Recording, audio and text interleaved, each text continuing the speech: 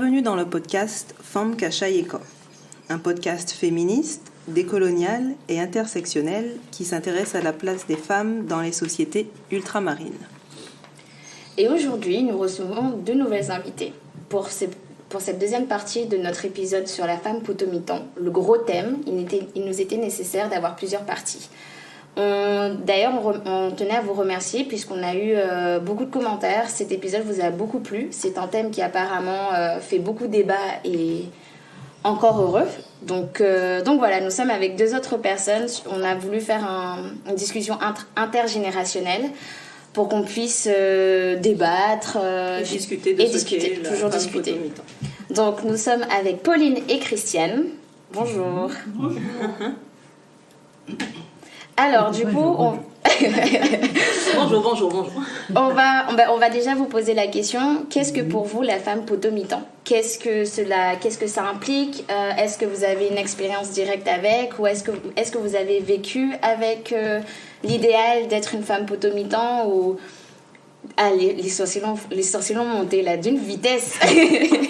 Alors du coup, on vous écoute. Non, avec l'idéal d'être une potomitan, certainement pas. Pour moi, ça fait très longtemps. Moi, je suis militante, d'autres d'associations. Je me revendique d'ailleurs féministe, moi, sans crainte, sans tabou. Moi, je dis que je suis une féministe.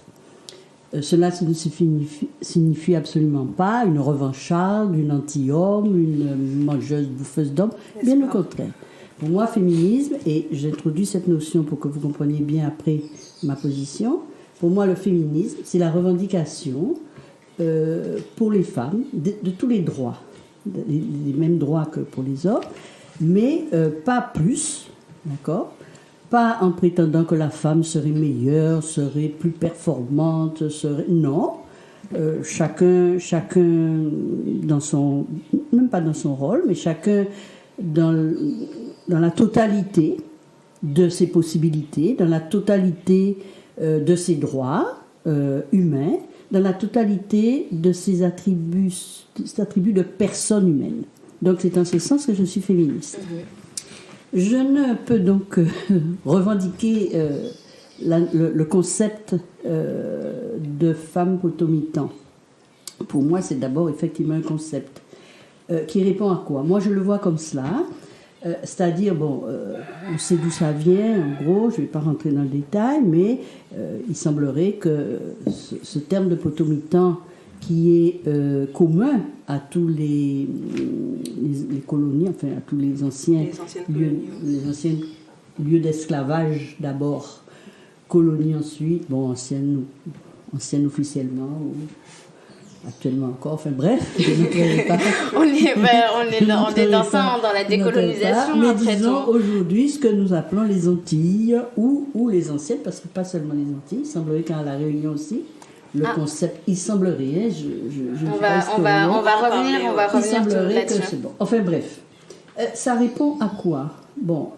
En tout cas aujourd'hui, je ne sais pas quelle a été l'évolution, mais aujourd'hui c'est quoi l'image de la femme potomitan ? C'est la femme forte, la femme courageuse, la femme qui se sacrifie pour sa famille, pour ses enfants, parce que c'est souvent associé, la notion de femme potomitan, c'est souvent associé, enfin moi je le vois comme ça dans l'expérience que j'en ai, à la mère potomitan aussi. Autrement dit, c'est la femme pilier du foyer, de la famille. Et c'est ce que symbolise le potomitan du milieu, aujourd'hui, de la case, et c'est-à-dire celle qui assume tout, d'accord ? Et qui, avec, disons, le revers, entre guillemets, de la médaille à mes yeux, c'est que dès lors qu'elle ne peut plus assumer tout comme cela, eh bien, tout s'effondre. Et avec l'idée aussi que si les choses s'effondrent dans notre société actuelle, si les enfants vont mal, si la société va mal, c'est parce que, la femme, elle n'a pas su être assez potomitan. Elle n'a pas su éduquer correctement. Elle n'a pas su. Et ça demeure, en dépit de l'évolution de l'idée. Et longtemps, moi qui milite, longtemps, je me suis battue contre cette idée que ça a été répandu aussi. C'est souvent associé. On glorifie la femme potomitan qui s'est sacrifiée, qui a toujours été là, qui n'a pas travaillé à l'extérieur, ou un petit peu, mais qui a surtout travaillé à la maison, d'accord, des émissions extraordinaires. Mais je trouve ça vraiment intéressant que tout de suite, en fait, tu vois la femme potomitante dans la maison, en fait, parce que nous, on est arrivé à cette vision quand on a compris, on a eu comme au premier épisode cette révélation du potomitan, en fait, le potomitan qui reste, mais qui reste dans la maison. C'est-à-dire que le potomitan n'existe pas au travail, par exemple. Enfin, voilà quoi. On n'a pas c'est pas reconnu d'être potomitan au travail. On va parler de métamanioc. Ah. D'accord. Dehors, ce sera le métamanioc. Mais ce ne sera pas le potomitan. Exactement. Et juste une seconde, est-ce que tu pourrais expliquer, parce que c'est pas tout le monde qui nous suit en fait qui connaît. Métamanioc. Qui connaît. Métamanioc, c'est celui qui dirige. Je suppose que ça vient de le manioc. C'est quand même la nourriture. C'est peut-être toi tu peux mieux, Christiane, nous dire ce que c'est. Métamanioc. Le manioc, c'est une racine. Le manioc, c'est une racine. Donc c'est une base, c'est une source, c'est une force. Okay. Parce que quand on voit le manioc, c'est une brindille. Mais en dessous, tu as une force, tu as une quantité de tubercules. D'où la femme, on te dit, la femme manioc, la femme costaud, la femme... et quand on te donne un morceau de manioc, c'est de quoi te tenir l'estomac. Mais souvent, est-ce que tu partages mon idée? Souvent, le métamanioc, c'est-à-dire celui qui dirige, enfin, c'est pas la femme. C'est rare, on peut le dire, mais généralement, il me semble qu'on parle de métamanioc, pas forcément, pas nécessairement pour la femme, ni pour le foyer. C'est celle-là qui a dirigé, celle-là qui a mis et souvent, c'est non, là, on met à manioc. Enfin, pour revenir. Donc, je disais, et j'en aurais terminé là tout de suite. Je disais que souvent, on associe justement la femme qui, très souvent, pas on associe, mais on met en balance, on met en balance la femme potomitan dans la famille et la femme qui travaille à l'extérieur. Et souvent, que ce soit fait de façon explicite ou implicite, en bas-feuille, souvent, si la société guadeloupéenne va si mal, c'est que les femmes, elles n'ont plus, elles s'habillent mal, exactement. Qu'elles n'ont plus autant leur rôle de tenir la famille, y compris de la tenir seule. Alors il y a, je sais qu'il y a à côté, bon, je dérive un peu, peut-être. Alors on vous dit oui, mais le rôle du père, bon, il y a tout un tas. Moi, je n'entrerai pas dans cela.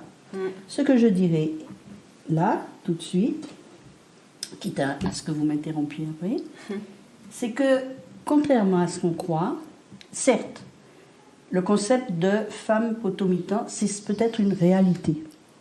C'est un constat, d'accord.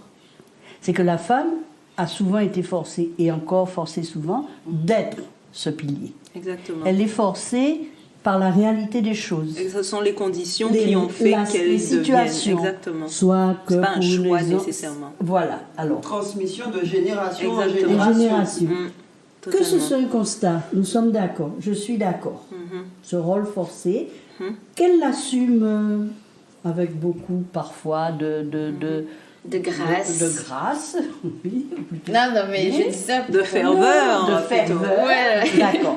Mais que ce soit un idéal et un modèle dont nous ayons, nous les femmes, à nous faire fortes et à valoriser, je ne le crois pas. Pour ma part. Mais du coup, non. quand vous grandissiez, est-ce que dans quelle mesure vous l'avez entendu en fait? Est-ce que parce que moi, j'avoue qu'au début, quand je grandissais, ça avait l'air d'être quelque chose de positif. Enfin, positif. Genre, ça avait l'air d'être... C'était glorifié, en fait. Alors, est-ce que vous avez... Dans quelle mesure, en fait, vous l'avez entendu? Puis comment, en fait, ce cheminement a fait, en fait? Comment vous en êtes arrivé à maintenant être contre, entre guillemets, Oui, parce que cette image de potomitan. Ça Si vous demande êtes vraiment d'aller de la contre réflexion, ouais. la société, mais également finalement, Comme des clichés. Oui, mais c'est surtout être mise quelque part au banc parce que je le vois vraiment d'une façon assez, c'est une très forte image, mais lorsque finalement on rentre plus dans cette catégorie de femme potomitan, qui on est, qui on devient, parce que finalement on voit que les femmes doivent être une femme potomitan. Sans quoi, qui es-tu, que deviens-tu, et m'aimes-tu une femme? Peut-être Christiane voudrait en parler. Non, ce cheminement de la femme potomitan. Juste- En fait. Est-ce que tu voulais à un moment être potomitan ou est-ce que tu as toujours été. Non, ok. Ne moi, bouge pas je trop suis- parce qu'en fait on l'entend. Ça Non. change le truc. Moi, la femme potomitan, c'est pas dans ma conception de la femme. Parce que pour moi, c'est quelque chose qui... c'est une transmission de génération en génération. Pour moi, c'est supporter du tout et n'importe quoi. Et quand on dit non, on n'est plus la femme potomitan. On n'est plus responsable. On dévie. On n'est plus capable d'assumer. Exactement. On laisse tout tomber, tandis que à partir du moment qu'on te dit que tu es potomitan, que tu l'acceptes, tu dois tout assumer. Le non n'existe Sans pas. chouiner. Voilà. Avec tu un dois pas sourire. chouiner avec le sourire. Le non n'existe pas pour le mot femme potomitan. Ouais. Tu ne dois pas dire non. Tu dois tout supporter. C'est pas dans ma conviction, c'est pas dans ma façon de voir. Et comment tu pouvais te sentir quand le non t'était interdit, par exemple, de voir qu'en fait, parce que peut-être que tu l'as, peut-être que maintenant tu es dans cette déconstruction, mais quand par exemple tu voyais ta mère accepter finalement ce rôle et de ne jamais l'entendre dire non, ou c'est assez, ou en fait je suis fatiguée, qu'est-ce qu'en fait vous avez, Christiane ou Pauline, mais qu'est-ce que vous avez ressenti, quoi? En fait, c'est le fait de l'avoir vu qui m'a permis de me rebeller. Ok. Et de dire jamais je vais accepter ce rôle-là. Ok. Que je serai capable de dire non, de faire ce que j'ai envie de faire sans qu'on m'oblige, que la société m'oblige, que je suis une direction toute tracée.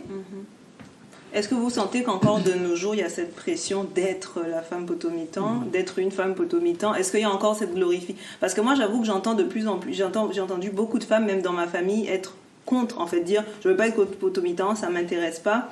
J'ai entendu ça plus souvent que des femmes qui, en fait, voulaient ou qui revendiquaient être potomitan. Donc, est-ce que vous sentez que ça change? Est-ce que... Oui, donc moi, mon expérience est tout à fait différente. Bon, moi, personnellement, j'assume beaucoup de charges, beaucoup de choses, mais je ne le fais pas, je ne le fais pas en tant que potomitan à la famille. Je le fais, c'est vrai, je sais que j'ai eu à assumer beaucoup de charges. Mais moi, j'ai aussi, disons, d'autres responsabilités que j'ai assumées, je vais voir tout à l'heure. Pour répondre à vos questions, c'est-à-dire comment moi, je suis arrivée à contester. Encore une fois, attention, je ne conteste pas la réalité, Oui, non, qui est c'est vraie, vrai, oui. que beaucoup de femmes dans notre pays, et encore aujourd'hui, sont amenées à être les fameux potomitans, c'est-à-dire à charge des responsabilités, à prendre des responsabilités, à assumer. Assumer une famille, et c'est ça. Mais je dis, moi, j'ai toujours entendu ça, même dans les associations, même dans les trucs, et c'est de plus en fait, et effectivement, on le glorifie. Et même les hommes, beaucoup d'hommes glorifient la femme potomitan.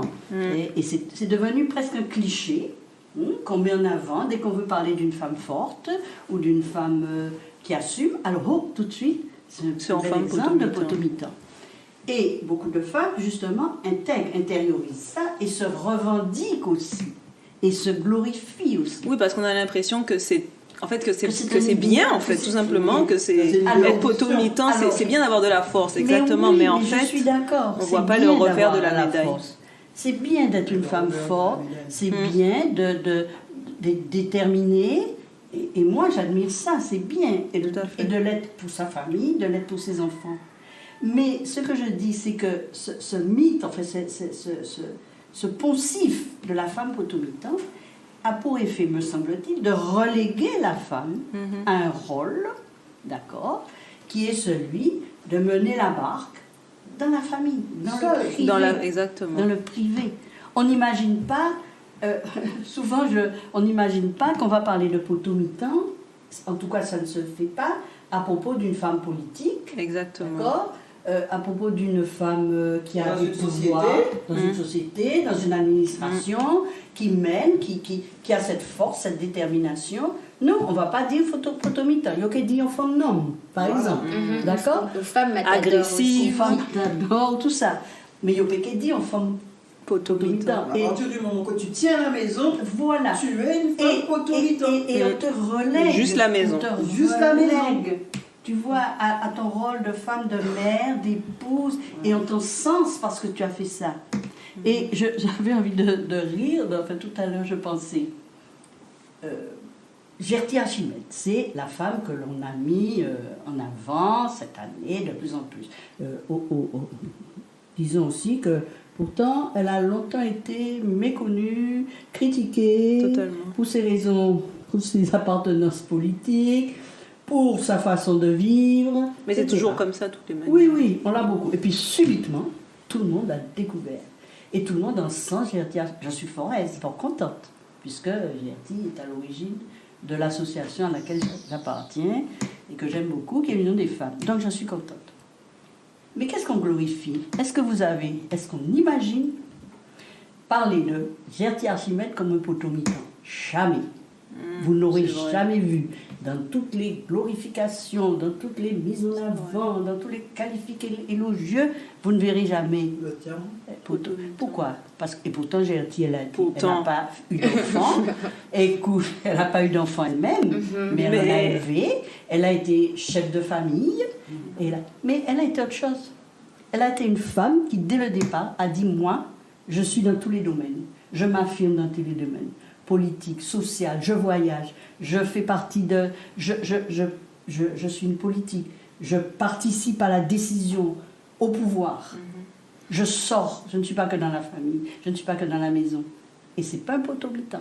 Mais du coup, est-ce que vous pensez qu'il faudrait une redéfinition du potomitan ou qu'il faudrait juste qu'on jette l'affaire et qu'on passe à autre chose? Enfin, bon, chacun... Moi, je sais que ça me donne de l'urticaire. Donc on jette et on passe à autre chose, on passe à... Non, c'est-à-dire, je le comprends, je veux bien qu'on le dise, je veux bien qu'on fasse des émissions où on va mettre en valeur les grands-mères qui se sont graffiées toute une année, toute une vie. Sacrifiées, c'est très important. Et c'est ça qu'on met en valeur. Et ça veut dire quoi aussi? Ça veut dire quoi aussi? Quand vous faites d'une femme, que vous la glorifiez en tant que potomitan, ça veut dire qu'elle n'a pas le droit de fléchir? Non. C'est ça c'est une autre question. Quelles sont les limites qu'impose ça culpabilise beaucoup. Nous, on s'était dit, pas d'émotion, pas de possibilité d'avoir des émotions, pas de possibilité d'être vulnérable, c'est tout ce qu'on a dans l'épisode 1. Tout simplement, tu ne peux pas dire non. Tu peux pas, oui, c'est ça. Tu peux pas être avant un moment où parce que tu te dis, mais...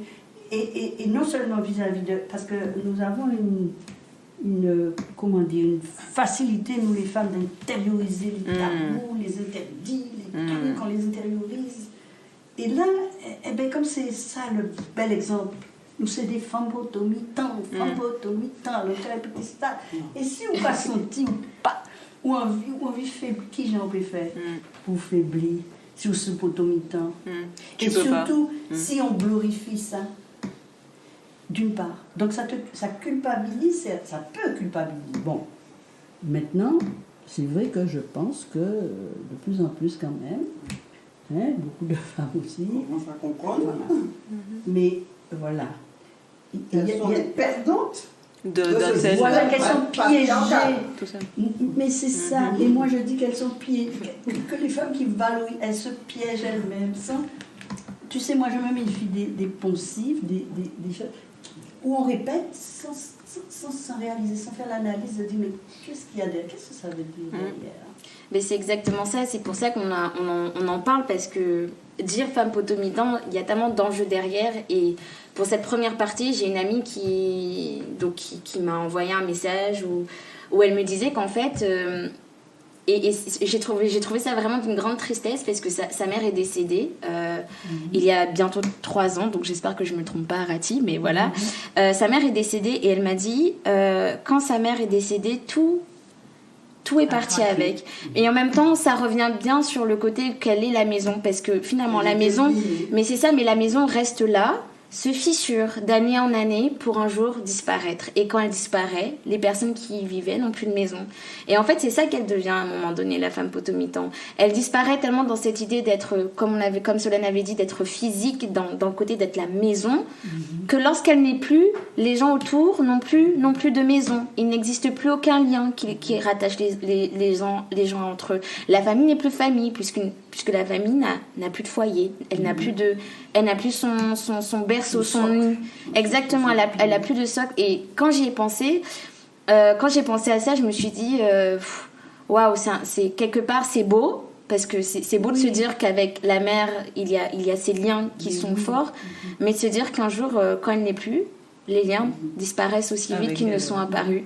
Et du coup, ça pose vraiment la question de l'éphémérité que pose la femme potomitan, parce qu'elle est là, tout va bien, elle n'est plus là, il n'y a plus rien qui... La maison n'est plus. Et avec elle, tout cet héritage, tout ce bien qu'elle a essayé d'imposer n'est plus non plus. Et moi, c'est quand elle m'a dit ça, je me disais, c'est vrai, quand la maison n'est plus là, les gens n'ont plus de repères. Et ne plus avoir de repères, c'est être perdu.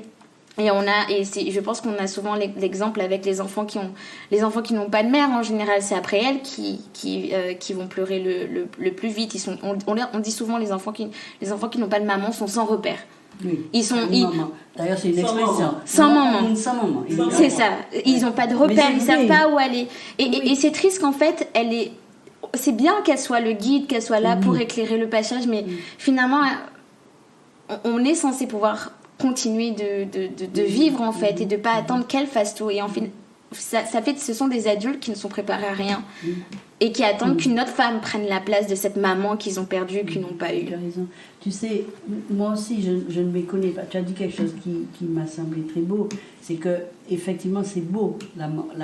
On peut pas. Et attention, je ne suis pas en train de jeter aux orties l'image de la mère qui est là, et c'est important. Bon, moi je le sais pas par rapport à mon propre vécu de fille de ma mère qui était forte, et peut-être mon propre vécu aussi de mère, très là, très soucieuse, très attentive, et beaucoup de mères. C'est normal, c'est beau, et je ne m'y connais pas, mais tout ce que ça a de beau, de cet attachement qu'on a pour l'enfant, qu'on va mener. Et je sais qu'aux Antilles, ça dure même quand... c'est peut-être un des points qui fait la différence. Même après, même si on dit 50 ans, on va rester en maman. On a découvert qu'elle n'a eu un maman. Premier temps qu'on a fait le venir, maman qui a préparé. C'est beau, c'est beau. Avant, on mangeait, a changé pour ma taille. Et vous, toujours en tant que mère inquiète, et au là, ou quelqu'un, c'est beau. Mais ce que j'estime, tout en reconnaissant ça, ce que je crains, c'est d'en faire un modèle qu'on revendique, et que les femmes... C'est ça qui est dangereux, me semble-t-il. Et un mot encore, ce qui j'allais dire m'agace, non, disons un autre terme. Ce qui me... T'irrite, gêne, disons, c'est mieux, gêne. Ce qui me gêne, c'est que beaucoup d'hommes mettent ça en avant, c'est les politiques, ils n'ont qu'à parler de... Ah ouais, non mais ils aiment ça. Ah ouais, c'est... Parce qu'ils pensent que c'est un compliment. Non, parce qu'on leur a fait croire aussi que c'est un compliment. C'est un mot de consolation, mesdames, c'est des potomitans, nous vous avions... Mais on leur a fait croire que c'est... Oui, d'accord. Mais moi je dis que l'histoire de cette valorisation, c'est un lot de consolation. C'est-à-dire, vous inquiétez pas, c'est vous les chefs, c'est vous les potomitans dans la maison. Dans la maison. Dans la maison. C'est ça, c'est important, mesdames. C'est exactement comme cette idée que l'on répand. Souvent on dit, les femmes n'ont pas, pendant longtemps, n'ont pas eu le pouvoir, n'ont pas été au poste de décision, n'ont pas eu la politique. Mais non, mais qu'est-ce qu'ils elles sont pas en dessous. C'est elle qui m'aime derrière. C'est ça. C'est elle qui pousse. Derrière chaque grand homme. C'est il y a une femme, oui, exactement je sais ce pas que quoi, là. j'allais dire. On va être devant, on va C'est être ce que devant au j'allais même heure. dire. Et ça, cette histoire derrière chacun, que chacun répète sans même savoir, à mon sens, La signification. c'est aussi un lot de consolation. Pas inquiétez autres, mesdames, c'est vous. C'est vous qui faites. C'est grâce à vous, mais du coup, donne-moi la paye, donne-moi le salaire, donne-moi le... Exactement. Les Exactement. autres, vous inquiétez pas, vous n'avez pas besoin. D'avoir, qu'est-ce que vous allez faire d'avoir le pouvoir, le truc? Mais non, c'est vous. Derrière chaque grand homme, il y a une femme. Exactement. Même si c'est un peu... Nos cafés figurantes. Exactement. Voilà. Non, mais Voilà le c'est terme. ça. Ça va dans Nous sommes des figurantes, l'invisibilisation, je vais réussir, l'invisibilisation des femmes. On est là, on a juste un rôle dans notre vie. C'est ça aussi, c'est de se dire, on est juste que ça. Oui, longtemps. Alors, Oui, longtemps, c'est ça. c'est ça. Bon, Oui, maintenant, moi je le voyais. voilà. Personnellement, on en a déjà parlé durant la première partie. Moi, je le voyais comme un sort de statut à avoir, parce que quand on cherche à atteindre un modèle, il y a tout ce qui va avec, et quand on y accède, c'est un statut. Après, Solène avait émis le point que on est conditionné, que c'est inconscient, donc tout à fait aussi. Mais je le vois, je l'ai entendu dire des femmes qui quand elles y arrivent, enfin c'est ouf, je suis là, je suis surtout à ce point où finalement j'ai quelque chose, parce que c'est la seule chose qu'on m'a permis d'avoir. Et c'est ça que je vois, c'est être femme potomitan, c'est le seul accès de valorisation que j'ai. Elles sont formatées. Et tu sais, et je suis d'accord avec toi, parce que moi j'ai vu, enfin, de par mon expérience professionnelle aussi, j'ai vu beaucoup de femmes qui en faisaient, comme tu dis, leur truc, et puis on faisait une sorte de revanche. Tu vois, de revanche. C'est ça. Et ça, c'est pas bon non plus. Et ce que je crains aussi, c'est que certaines femmes utilisent et ce concept et cette réalité pour... Se mettre en On avant. peut dire n'importe quel mot. N'importe Oui, quel. on Il y a est aucune on est ouais, c'est clair. Du fun chou. Voilà. Ok. Et ça, c'est pas bon non plus. C'est une mauvaise conception, me semble-t-il, de l'évolution des femmes. Moi, comme je disais au départ, je suis féministe. Non pas pour que les femmes chou, un homme qui fait. Non, ça n'a pas de sens. Je suis pour La libération, l'égalité. juste la libération. C'est-à-dire, d'accord, que moi je suis, j'aime par exemple celle-là, elle est femme popote, elle aime ça parce qu'elle l'aime. C'est son choix. C'est son choix. Voilà. L'autre, on ne lui assume pas forcément le rôle d'être forte, de tenir, ou la valorisation, le modèle, non. Parce mais elle a envie, elle, au contraire, Elle fait autre chose. d'être cette femme forte, parce que moi je reconnais que nous avons des capacités. Mais oui, nous sommes fortes, extraordinaires. évidemment. On Tout est à fait. fortes. Indéniablement. Nous sommes fortes, mais nous sommes fortes pour plein de choses. Exactement.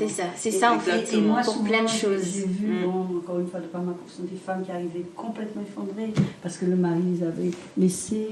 Je n'ai pas pour une plus jeune, n'est-ce pas? Souvent, c'est ça. C'est le mode d'emploi, ça. C'est le schéma. Oui. D'accord. Et elles arrivent complètement démonies. Qu'est-ce qu'elles vont faire? Elles n'ont jamais rien fait que d'être dans la maison. Et je leur dis, mais non, au contraire, vous allez découvrir combien vous avez De la valeur. force pour toutes sortes de choses. Vous allez vous mettre à faire du sport, vous allez vous mettre à vous intéresser à la politique. Sortir de la maison. Vous allez sortir de la maison. Et puis vous allez vous débrouiller pour partager les enfants. Ne pas vouloir les prendre. Rien que Prends ta responsabilité. Exactement. On pas fait une tout ça. Et souvent les joueurs, c'est Timouna, moi. Bon, moi, Timouna. Je dis, mais non, c'est Timouna Zodé.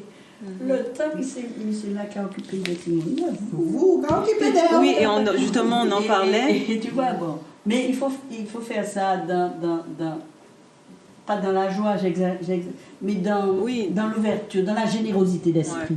Ouais. Dans la générosité d'esprit.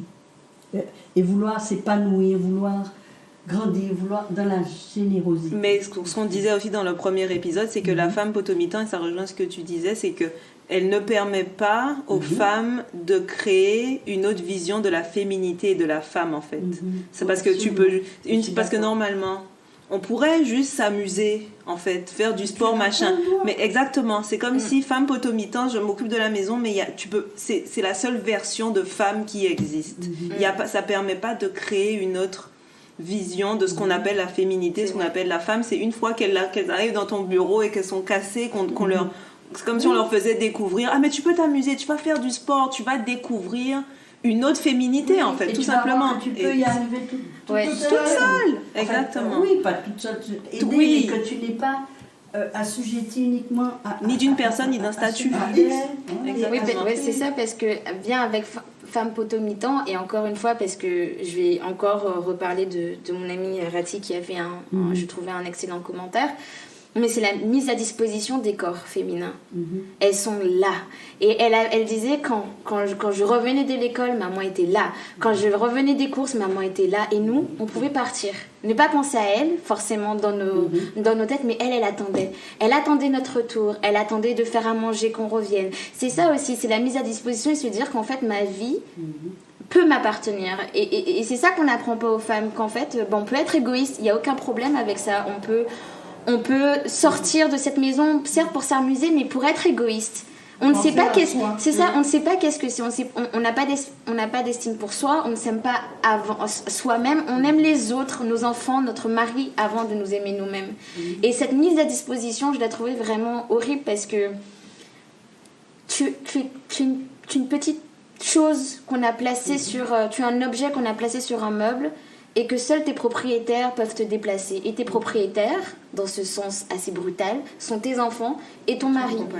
Puisque tu n'attends que pour revenir, que pour faire. Et moi, je me dis, il y a des... de Potomita, elle implique ce que tu... Oui, c'est ça. C'est cette mise à disposition. On est là, on est présent, mais jamais pour soi. Et c'est dur de dire, d'entendre quelqu'un dire... J'ai une de mes tantes, quand je l'entends parler, je me dis... Waouh, c'est dur, hein, mais tu penses jamais à toi. Elle me dit elle est fatiguée, mais j'ai l'impression qu'elle me l'a dit parce qu'elle savait que j'allais pas la juger. Je suis fatiguée. Et des fois, parce que peut-être que les gens se rendent compte, peut-être que j'ai pas ces attentes de femme potomitan, mais même avec ma mère aussi. Mais pourquoi tu t'arrêtes pas? Pourquoi tu as besoin? Mon père dit tu veux faire assistante sociale, mais partout. Pourquoi tu te poses pas? En fait, c'est ça, mais elle est pas du tout dans cette notion parce que, notamment, c'est pas un concept dont elle a été pétrie. Exactement, voilà. Mais je le vois, la maison, c'est sa maison. Genre, si elle rentre, elle fait ceci, cela. Si je veux interférer pour... Ah non. Qu'est-ce qui se passe? Qu'est-ce qui se passe là? Je veux déplacer un truc. Non, mais je peux le faire. Oui, mais en fait, je suis aussi juste à côté de l'objet en question. Je peux le déplacer. Mais c'est ça. Et bon, je reconnais, parce qu'on a beau dire, on est influencé malgré tout. Et quand tu dis ça, ben, je me reconnais aussi. Tout en refusant le concept de Potomita et en refusant de le valoriser. D'accord. Parce que c'est intériorisé quoi qu'il en soit. Il y a des répétitions de... Tu vois ce dont tu viens de parler quant à ta mère, c'est-à-dire oui, je peux le faire, je me reconnais. Mais je me reconnais dans ce truc. Donc on intériorise aussi. Donc c'est pourquoi je dis que déjà qu'on l'intériorise, déjà qu'on l'ait par la force des choses, des réalités, ben ne le valorisons pas comme modèle, ne faisons pas un modèle. Alors, d'aucuns te disent, oui, mais c'est pas que ça la mère, c'est pas que ça le potomitan, c'est aussi celle à qui on fait confiance, à qui l'homme remet l'argent. Mais pourquoi faire? Mais c'est pas elle qui décide de ce qu'on va faire. Elle garde l'argent, d'accord, on lui fait confiance, mais comment encore? Non pas comme décisionnaire à l'extérieur, mais non, puis on lui remet une certaine somme. Elle fait pas partie du calcul de la somme, de la division, de quoi que ce soit. Et donc c'est pas. Et puis si tu me donnes l'argent à l'intérieur du foyer, pourquoi pas à l'extérieur? Pourquoi je suis pas ton chef? Tu vois, si tu me fais si confiance que ça, pourquoi? Le plus souvent, je te donne l'argent, mais c'est pour faire des courses. N'est-ce pas? C'est encore pour la maison. Je te donne l'argent que j'ai calculé comme étant le budget nécessaire pour la maison pour tourner. C'est pas vraiment, tu vois. Et donc si vraiment tu me faisais si confiance, mets-moi mère. Oui. Mère Mère de- M-I, ouais, voilà. mère de la commune. C'est moi-même. Pas mère Alors, il nous M-E-R. faut tempérer les choses quand même. C'est vrai que ça, c'est un modèle qui continue, qui existe. Mais c'est vrai qu'à côté de ça, vous avez, heureusement, beaucoup de femmes, de jeunes ou moins jeunes, qui réagissent comme tout ça. Et qui prennent en charge notre destin, entre guillemets. Et qui, participent, font du sport. Et de plus en plus de femmes, on l'a vu.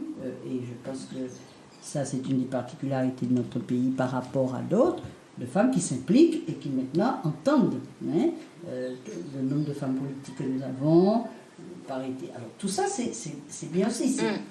C'est aussi qu'elles... Bon, c'est pas des potomitans au sens... Non, c'est des femmes fortes, Moi, je reconnais que nous avons, comme je le disais, cette force qui nous permet, tous azimuts. Et c'est le jour où, justement, des modèles éculés, soi-disant valorisés éculés, auront disparu ou seront moins en avant, que les femmes, tout naturellement, sans que ça soit une bravure, sans que ça soit quelque chose d'extraordinaire, mais occuperont tout l'espace privé, public, d'accord, tout naturellement, comme c'est normal. C'est la moitié de l'humanité, pourquoi pas, à mon exactement. sens, C'est sûr. Mais de toutes les façons, on arrive bientôt à la fin de l'épisode. Et il y a juste quelque chose auquel je viens d'y penser en pensant du fait à ma mère, puisque ma mère est bretonne. Mais juste quand tu parles de réalité, c'est à ce point fort qu'une personne extérieure est intériorisée elle-même. Elle est ici depuis une vingtaine d'années et il a suffi peut-être de moins, je pense clairement de moins, pour qu'en fait elle assume ce rôle-là sans se le revendiquer. C'est tellement dans l'air guadeloupéen en fait, on l'entend, on le sait. Alors, donc, je suis contente que tu dises ça, parce que c'est pareil. Et là aussi, je vais peut-être déplaire cet esprit de sacrifice des mères, ce besoin d'être là toujours. Est-ce que c'est une particularité des femmes antillaises et tout? C'est pas nécessairement une particularité, mais je pense que pour nous c'est encore plus fort parce qu'on l'a encore mentionné, c'est parce que dans le passé esclavagiste, par exemple, l'enfant avait le statut de la mère. Donc ça a toujours été la mère. Alors je suis contente parce que pour moi c'est ça, d'accord? Et c'est pourquoi je dis que valoriser, je trouve que c'est antinomique. On ne peut pas à la fois vouloir dénoncer ce qu'a été l'esclavage, dénoncer ce qu'a été la coloniale et mettre en avant des modèles dont on nous dit qu'ils sont issus des rapports d'esclavage et de trucs. Alors on va nous dire, c'est la culture. Vous allez à l'encontre de la culture qu'il faut. Ce sont les gens qui font la culture, il n'y a aucune... Alors nous ne pouvons pas, tu vois, comme il y a beaucoup de choses, on dit, c'est notre culture, faut pas y toucher, vous avez une analyse autre, c'est que vous refusez notre culture. Moi ça me gêne ça, je sais pas, je suis pas sûre. Mais c'est exactement pour ça que le thème potomitan, du coup on l'a dit dans le premier épisode, on ne peut pas en parler seulement en un seul épisode. Là on en a déjà notre deuxième partie, mais c'est surtout parce que tu parles très précisément d'esclavage, on est quand même une ancienne colonie esclavagiste. Moi je pense qu'on est toujours dans cette phase de la décolonisation. Mais ça nous demande finalement d'interroger tout en fait. Et on va en venir dans la troisième partie parce que ça va nous demander ça va nous demander de la recherche, de la réflexion également. Mais surtout, ça montre bien que, comme tu dis, comment on est capable de valoriser un modèle dont on a hérité, qu'on sait qui vient de cette structure familiale, que cette structure familiale soit toujours présente et qu'elle soit surtout qu'elle soit la partie visible en fait de l'inégalité qu'il y avait eu entre les personnes de différentes races dans le point sociologique. Femme noire, tu étais seule. Quand une femme d'un autre milieu de race, j'entends mulâtre, le papa était toujours un petit peu, on savait qu'il, loin. voilà, mais il n'était pas trop loin. Mais femme noire, tu es seule. Il travaillait. Et il travaillait. Où il était le maître, mais il veillait sur tous ces petits mulâtres. Femme blanche, le papa était là. Et en fait, ces structures familiales vont de pair avec des types de peau aussi. On n'est pas tous... Parce que quand je vois certaines de mes copines, si leurs mères ont élevé seules, c'est parce que le papa a fou à un moment donné. Mais ça n'a absolument aucun lien avec cette structure dans laquelle on est. Mais si je regarde et que je regarde attentivement leur couleur de peau, eh ben, je saurais qu'en fait, toi, je sais pourquoi tu n'as pas eu de papa, parce que ton papa, il a juste jamais été... Il a juste jamais été présent. Et il sera là de temps en temps. Et comme on a dit, ils sont du genre à choisir à qui ils vont donner leur éducation. Mais c'est ça en fait. C'est surtout que cette structure familiale va avec une couleur de peau. Et cette couleur de peau... Tu crois que c'est avec une couleur de peau ou historiquement, en fait, pour nous. Moi, c'est sûr que tout se mélange. Voilà. Oui, et puis c'est pas aussi, voilà. On est, c'est jamais. Je pense que maintenant c'est pas aussi. Les sociaux sont liés. C'est sûr. Non, mais quand on regarde la réflexion, qu'on parte de là-dedans. Oui, voilà. Et puis moi personnellement, je n'ai pas besoin d'aller loin, très loin, parce que si je regarde mon père, voilà. Oui, il pâtait du bon papa, donc il a été élevé par sa grand-mère, donc il n'y avait pas le père, il n'y avait que la femme. Et il a même refusé l'éducation de son beau-père, parce que pour lui, en plus, j'ai pas de père, mais c'est pas mon vrai père, donc voilà. Ouais, exactement, mais c'est ça. Et du coup, s'il faut que je regarde la grand-mère d'une de mes amies qui est blanche créole, et le monsieur était là. S'il faut que je regarde le grand-père de mes amis qui sont métisses, le grand-père était là. Enfin, du coup, moi ça m'interroge, mais c'est clair, on n'est clairement plus dans ce. C'est plus aussi, en fait, c'est plus aussi tranché, mais la structure matrifocale, la matrifocalité, c'est ce dont on va parler dans le 3e épisode, va avec cette couleur de peau, parce qu'elle est venue de ces gens, est venue des esclaves. Après, on a après les femmes, comment ça s'appelle quand la femme est juste isolée, ça n'a pas un nom. Mère seule, ça n'a pas juste un autre nom. Quand c'est juste la femme, le mari était là, puis ils se sont séparés, puis elle est juste seule. Il n'y a pas un terme pour ça, j'ai oublié. Mère seule, la femme monoparentale. Oui, voilà. Monoparentale. Merci, je cherchais. Voilà, c'est ça. Voilà. Oui, c'est ça. Oui, voilà. Oui, c'est ça. Et mais ça, et c'est pour ça que il faut. On en parlera, mais voilà, ce sera dans un autre épisode. Je pense qu'on en viendra. Alors peut-être en viendrez-vous, alors là on dépasse, on va plus loin, encore que ça se rejoint à cette évolution qu'il y a eu et que d'aucuns mettent vraiment en avant, d'une période où, qui remonte peut-être à 40 ans, où les familles monoparentales existaient, mais que le père était entré, venait, sortait.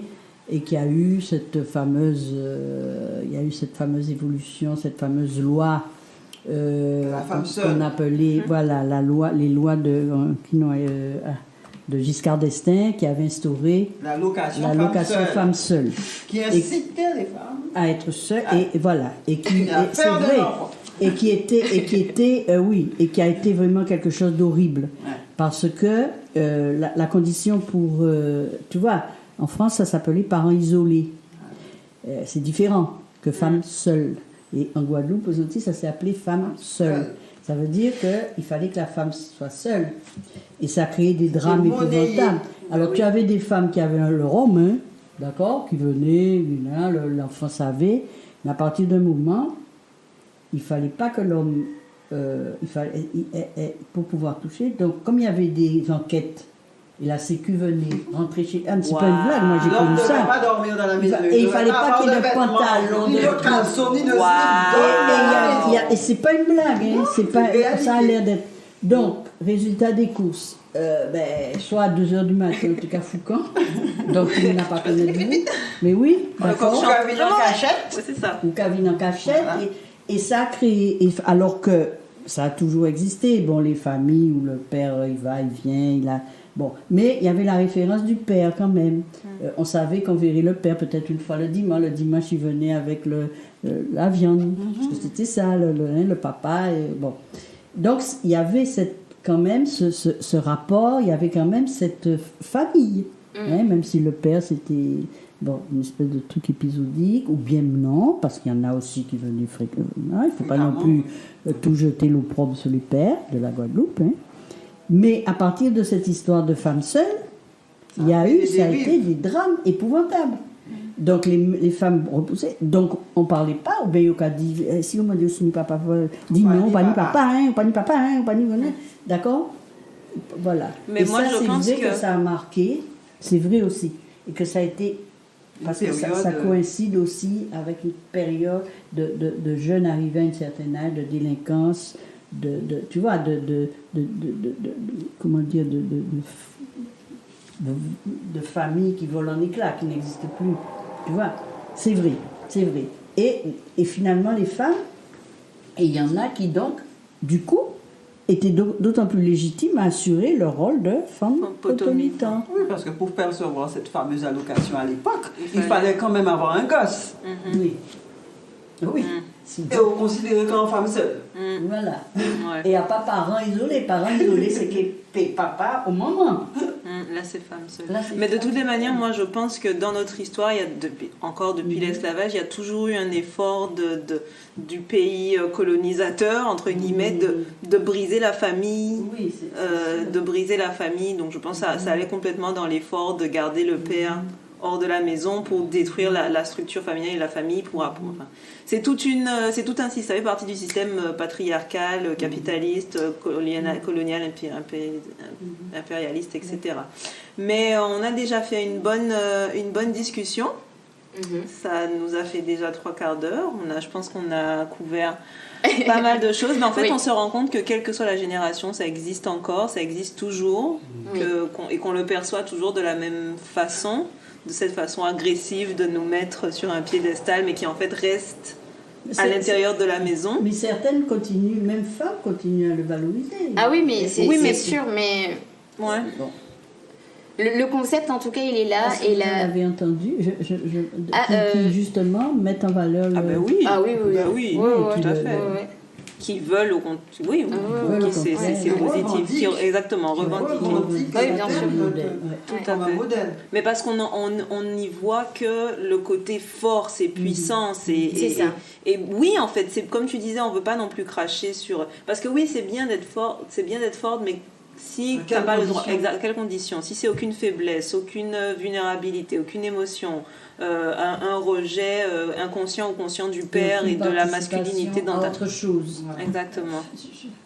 Et en fait, en y pensant, je me rends compte que c'est aussi peut-être cette vigueur qu'on a à accepter la femme potomitan en tant que femme racisée. C'est parce qu'aussi la femme a toujours été cet objet fragile en fait. Oui. Et tu vois, donc c'était peut-être aussi en réponse tu vois, la femme c'est fragile, c'est sensible, et c'est machin. On devait dire non, moi je suis forte, je suis machin. Mais le truc c'est qu'on est l'une et l'autre en fait. On peut être soit l'une, soit l'autre. Donc, alors, pour celui-là, je suis pas tout à fait d'accord, puisque les femmes racisées n'ont jamais eu la faiblesse des femmes blanche. Et c'est exactement ça, c'est ça ce que je dis, c'est la femme blanche qui a toujours eu d'accord, mais la femme potomitan, mais du coup pour moi tu parlais d'ici, hein. Oui.